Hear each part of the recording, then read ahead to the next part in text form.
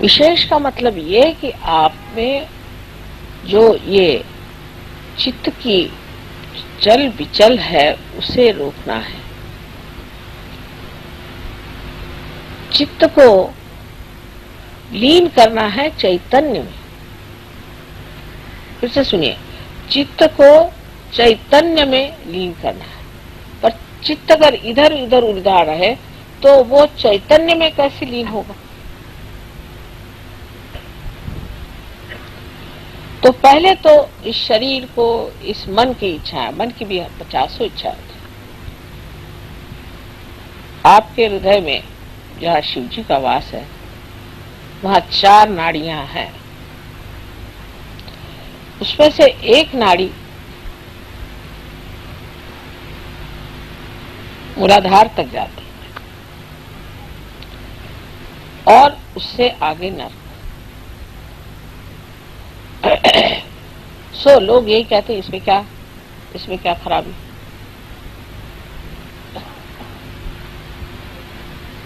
लेकिन आप सहयोगी हैं, अब आप नर्क काहे को जा रहे हो बाबा? आपका रास्ता बन गया, आप नर्क की ओर क्यों जा रहे हो? तो अपने और चित्त में ध्यान देना चाहिए कि मुझे ये वासना क्यों है मेरे अंदर, क्यों है, किस लिए जो मुझे नर्क की ओर ले जा रहे। मैं तो एक कदम ऊपर रखे हुए हूं और एक कदम कब्र में रखा हूं। तो या तो कब्र में बैठ जाओ या ऊपर ही रह लो। ऐसी जो लटकी हुई स्थिति है हमारे इसमें है, एक पूरी पर्स में, यानी पर्स में है। साधना कहने से आ जाए, साधना कह दो ले आएगी, लाना चाहिए। बोल बोल के भी। हाँ, तो अब चित्त जो है उससे कहना कि तू कहाँ भाग रहा है? नर्क के तरफ जाना चाहता है क्या?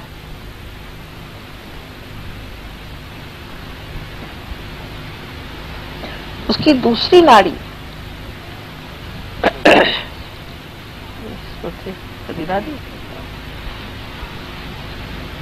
उसकी दूसरी नाड़ी है, वो नाड़ी हमें इच्छाओं की तरफ ले जाती है। इसीलिए बुद्ध ने साफ साफ कहा था कि कोई सी भी इच्छा करना यही हमारे मृत्यु का कारण है। इसीलिए हम बुढ़े भी हो जाते हैं और इसीलिए हम बीमार करते हैं, क्योंकि हमें इच्छा होती है। इसलिए डिजायरलेसनेस होना चाहिए, इच्छा हमारी बिल्कुल खत्म हो जाए। लेकिन वो खत्म नहीं होती।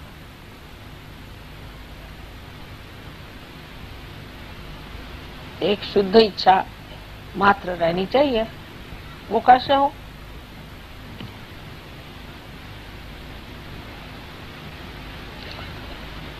शुद्ध इच्छा इस तरह से हो सकती है कि आप सोचे मुझे इसकी इच्छा क्यों हो रही है,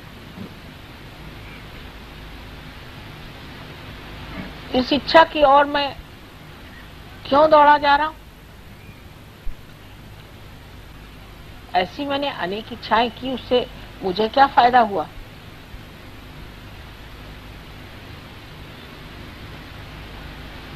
तो जो कुछ भी मिला है उसी में आनंद मान लेना ही एक सहयोगी का कर्तव्य।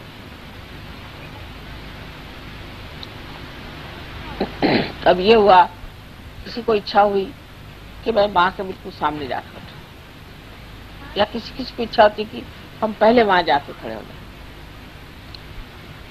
ऐसी इच्छा क्यों हुई? क्योंकि अज्ञान में ये नहीं जाना माँ हर जगह, कहीं जाने की जरूरत क्या।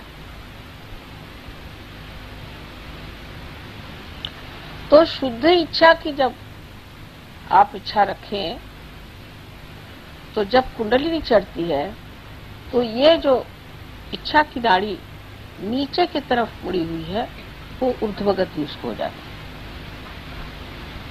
उसमें शुद्ध इच्छा भर जाती है। इच्छा मनुष्य करता है इस विचार से कि इससे मुझे सुख मिलेगा, आनंद मिलेगा, मिलता मिलता कुछ नहीं। तो इस इच्छा को जो है आपको आनंद में लीन कर देना चाहिए, क्योंकि शिव का तत्व जो है आनंद, उनका स्वभाव आनंद है। इसलिए हर एक चीज में आनंद खोजना चाहिए, तब किसी चीज की त्रुटि ही नहीं लगेगी। दोष देखना या हर एक चीज में ये ऐसा होता तो अच्छा होता, बहुत लोगों को आदत है। मंदिर अब रास्ते से जा रहे तो कहेंगे कि यहाँ पर इन्होंने फूल क्यों नहीं लगा दिया, फिर कहेंगे कि यहाँ पर से मार्ग दिखाने का ठीक से उन्होंने ये क्यों नहीं लगाया, ये रास्ता ऐसे ही मोड़ के क्यों नहीं गया। अरे बाबा, आपको म्यूनिसिपालिटी में है, आपको क्या करने का, जो है सो है, आप क्या को बड़बड़ कर रहे। लेकिन दूसरे के बारे में हमेशा कहेंगे इसमें ऐसे करने से ठीक होगा, उसमें ऐसे करने से ठीक होगा। वो जो आप सोच भी रहे हैं वो कार्यान्वित भी नहीं हो सकता, वो तो कार्यान्वित भी नहीं हो सकता। अरे आवाज आ रही ना, सबको आवाज आ रही, जोर से आवाज आती, हाँ नहीं आ रही आवाज, तो वो चीज कार्यान्वित भी नहीं हो सकती।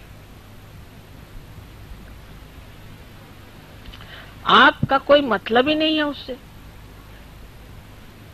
अब जैसे बहुत से लोगों में होता है, सिनेमा में गए तो उसमें कोई सीन दिखा रहे कि एक आदमी जा रहा है और अब वो किसी पहाड़ी से गिरने वाला है, तो लोग कहेंगे अरे कहाँ जा रहे, तुम गिर जाओगे। अब वो तो सिनेमा में जा रहा है, वो कोई तुम्हारी बात सुन रहा है क्या।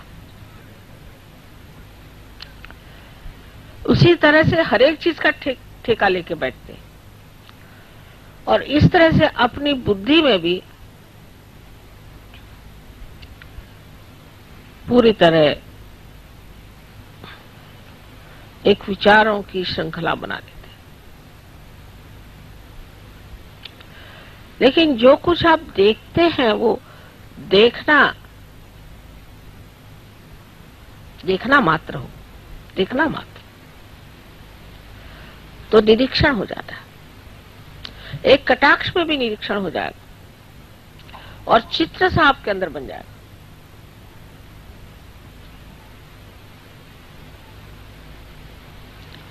लेकिन वो देखना नहीं होता, इसे निरंजन देखना कहते हैं। उसमें कोई रंजना नहीं होनी चाहिए, ना उसके प्रति कोई रिएक्शन ही नहीं होनी चाहिए, बस देखो।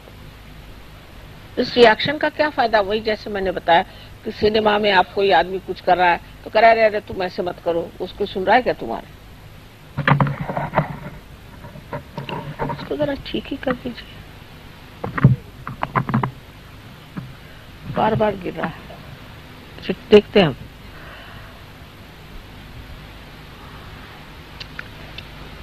तो निरंजन देखना ये भी शिव का ही तत्व है। शिव के स्थान पर भी पहुंच गए और उनके मूर्ति के दर्शन भी हो गए, किंतु जब तक उनका प्रकाश हमारे अंदर नहीं आया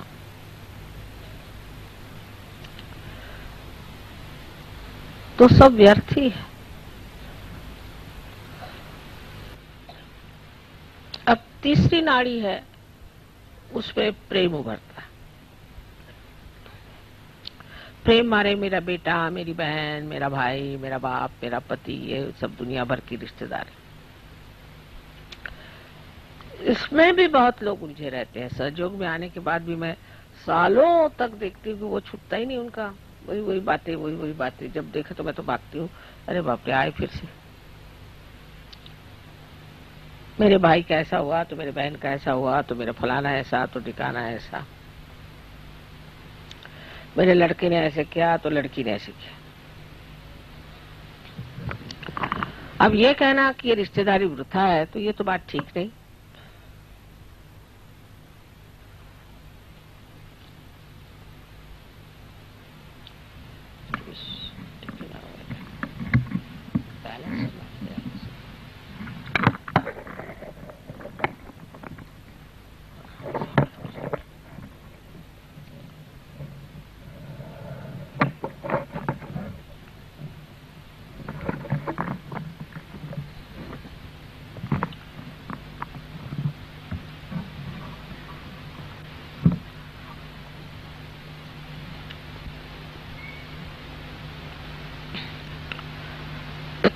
तो ऐसा ममत्व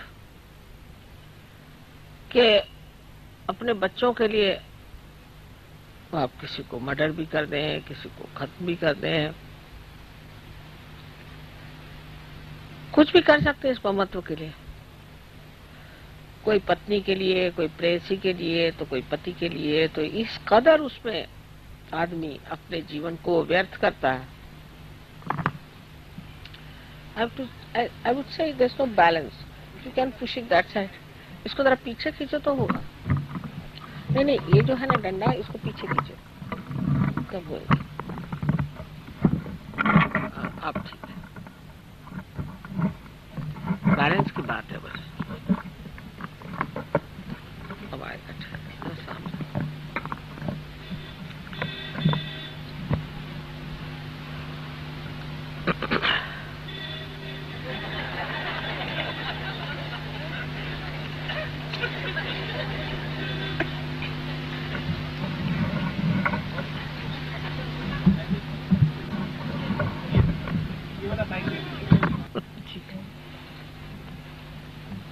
अब ठीक है।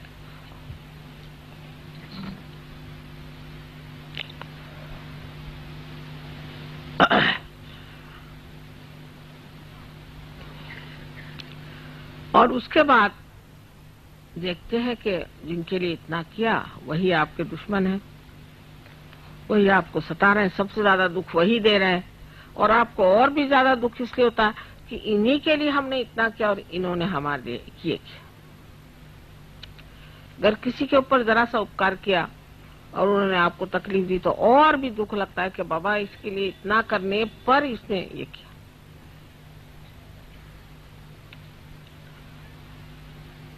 तो पहले जमाने में तो कहते थे कि सबको त्याग दो, घर त्यागो, बच्चों को त्यागो, बीवी को त्यागो, सब छोड़ छाड़ करके जंगल में जाके एकांतवास करो। सहयोग में ऐसा नहीं। सहयोग में यह है किसी को नहीं त्यागना है, सबको अपनाना है। क्योंकि सहयोग एक व्यक्तिगत कार्य नहीं कि आप जाके एकांत में बैठ गए और तपस्या की और बड़े ऊंचे हो गए तो क्या फायदा हुआ, आप अवधूत बन गए तो क्या फायदा हुआ। हाँ ठीक है, एक ऐसा आदमी हो तो अच्छे भाषण दे सकता है, हो सकता है कि थोड़ी बहुत चैतन्य की भी वर्षा कर सकता है, पर उसे सारा संसार तो ठीक नहीं हो सकता। हमें तो सारे संसार को ठीक करना। तब ये सोचना कि मैं क्यों अपनापन सिर्फ थोड़े ही सीमित लोगों में रखता हूं। और उसके भी वजह, एक साथ थे वो, कहले वो मुझे बहुत अच्छे लगते। मैंने कहा क्यों? कहले उनके बाल बहुत अच्छे। तो मैंने कहा कि आपको बाल अच्छे लगते कि वो अच्छे लगते? फिर कोई कहेंगे कि साहब वो उनका हमारे साथ बर्ताव बहुत अच्छा है। कोई अगर मीठी मीठी बातें करते तो वो अच्छे लगते हैं, कोई अगर ऐसे कपड़े पहनते तो वो अच्छे लगते हैं। फिर ये हमारे दिल्ली के रहने वाले हैं, फिर दिल्ली के बाद होगा कि नहीं भाई दिल्ली में तो रहते हैं पर ये पुरानी दिल्ली वाले हैं तो और भी नजदीक। फिर ये सब्जी मंडी के, फिर सब्जी मंडी में जो हमारा बैल हमने जिससे खरीदा था उससे इन्होंने बैल खरीदा तो और भी नजदीक होगा। और पता नहीं और कहां तक चलता है कि इनका नाई और हमारा नाई एक।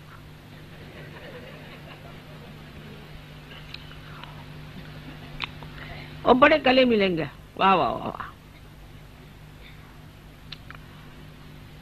नहीं तो ये बंबई वाले हैं, दिल्ली वाले हैं, ये फलाने हैं, ठिकाने हैं, ये। अरे आप अब विश्व के नागरिक हो गए, अब कहाँ बंबई और कहाँ दिल्ली और कहाँ मद्रास, ये अगर आपके दिमाग में अभी भी बैठा हुआ है तो अभी आप सहयोग को समझे नहीं।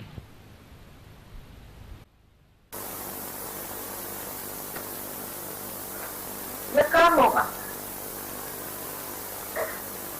जब आपका ममत्व करुणा में लीन होता है, करुणा में, क्योंकि करुणा के सागर, दया के सागर शिव है। यह करुणा में लीन होना चाहिए। तो फिर बराबर समझ में आएगा कि किसे क्या समझना चाहिए, किसके साथ क्या करना चाहिए और अछूता कैसे रहना चाहिए। मैंने बहुत बार उदाहरण दिया है आपको कि एक पेड़ में न पानी छोड़िए तो उसका जो सत्व उठता है वो पेड़ के हर शाखा में, हर पत्ते में, हर फूल में, फल में जाता है और लौट आता है। और नहीं लौटे तो वो उड़ जाता है। लेकिन अगर वो एक फूल ही में फंस जाए तो वो पेड़ भी मर जाएगा और फूल भी मर जाएगा। तो जिसे निर्वाज्य प्रेम कहते हैं, जो देवी का एक वर्णन में कहा जाता है कि उनका प्रेम निर्वाज्य होता है, कि वो किसी के लिए कुछ करती हैं तो फिर उन्हें यदि ख्याल रहता कि ये कुछ किया गया या हुआ और इसने ऐसे क्यों किया और ऐसे नहीं करना चाहिए था या कुछ भी नहीं, हो गया, गया, खत्म करो, छोड़ो, वो चिपकता नहीं दिमाग में। रात दिन वही गुनगुन लगी नहीं रहती। कोई भी चीज में उलझता नहीं मन, क्योंकि वो करुणा में, करुणा के सागर में लीन हो गया। और करुणा के सागर में जो लीन हो जाता है वो बस ही, अब कोई आ गया उसको कोई तकलीफ लगता, बाबा इसकी तकलीफ ठीक कर दो। अब वो जाकर के बाद में छुरा लेके भी आए, चाहे कुछ करे, ये विचार नहीं आता। तकलीफ है ना, अब ठीक कर दीजिए, इनको ये परेशानी ठीक कर दीजिए। हालांकि मैं जानती हूँ कि कोई को परेशानियों में कोई अर्थ नहीं है, लेकिन तो भी बहुत गंभीरता से उसको सुनती हूँ कि भाई क्या परेशानी बताओ, हाँ फिर ऐसा है तो फलाना है। छोटी छोटी चीजें भी कोई बताए। अपने अपने दायरे से लोग मिलते हैं, उनके दायरे में मैं नहीं उतर पाती, अगर वो मेरे दायरे में नहीं उतर पा रहे हैं तो ये उनका दोष नहीं, उनको उतरना चाहिए। उनको इसी दायरे में उतरना चाहिए जिसे करुणा कहते हैं। करुणा करुणा के लिए होती है, किसी काम से, किसी वजह से, किसी मतलब से, किसी रिश्ते से नहीं होती। कोई होगा बड़ा आदमी, कोई होगा छोटा आदमी, कोई होगा रास्ते पे पड़ा भिखारी, कोई भी हो। करुणा ऐसी चीज है कि वो जैसे कि कहीं आपने देखा है कि समुद्र है, कहीं भी गड्ढा हो जाए उस पानी भर देगा, कहीं भी कोई त्रुटि हो उसको भर देगा। इसी तरह से करुणा का स्वभाव ही है कि उससे देखा इनको तकलीफ, अच्छा चलो इसके आंसू पोंछ दो, उसके आंसू पोंछ दो, उसकी तकलीफ निकाल दो। वो इसलिए नहीं कि कुछ उससे मांगना है, लेना है, यह मतलब नहीं, वो सिर्फ इसीलिए कि वो स्वभाव ही है। पानी का स्वभाव, सागर का स्वभाव, तो वो स्वभाव होने के लिए, स्वभाव भी शब्द कितना सुंदर है। स्व माने आत्मा और आत्मा का भाव।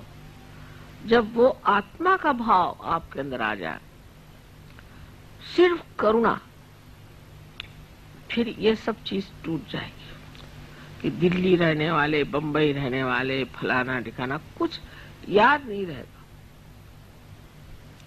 उसका महत्व नहीं रहेगा।